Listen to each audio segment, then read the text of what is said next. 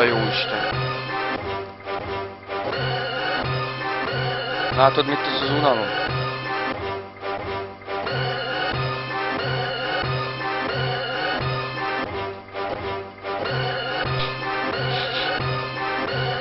Na tessék, itt van! Összekeveredek, keveredek, teveredek, teveredek, keveredek. Azt hittétek ismertek, de most már nem. Leszalhattok rólam, ez az üzenetem. Szóval hallod, nem Facebookon üzenetem. Bekaphatjátok az összes faszom az üzenetem. Temetésed napját is kitűzhetem. Azt hiszem barátaim vannak, de közben csak haverok, vagy azok se. Facebookról az összeset az ismerősök közül baszom le, mert írni egyik sem képes, csak bögdösnek. De ha melléjük akarsz ülni, csak arrébb bögdösnek. Hazapattanok két hétre, csak minden félébe. Küldhetek képes lapot, a többit is szétléptem. Mérgemben, tessék itt van, eddig bírtam. Szép szóval nem akarok lenni.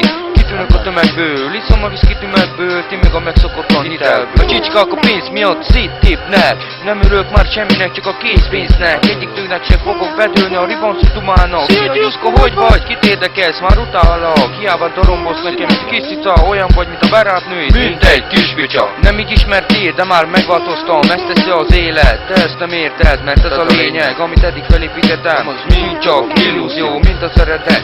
De nem vagyok emo, nem vágom fel a zeremet. Kinyírt a szemem, másképp fogom fel a helyzetet. Jól alakult minden, pedig sárga semmit nem tervezett. Sárga semmit nem tervezett.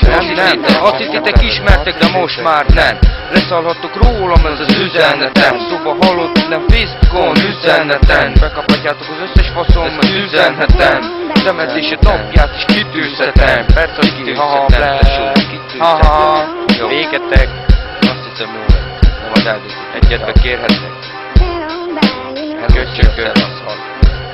Hello.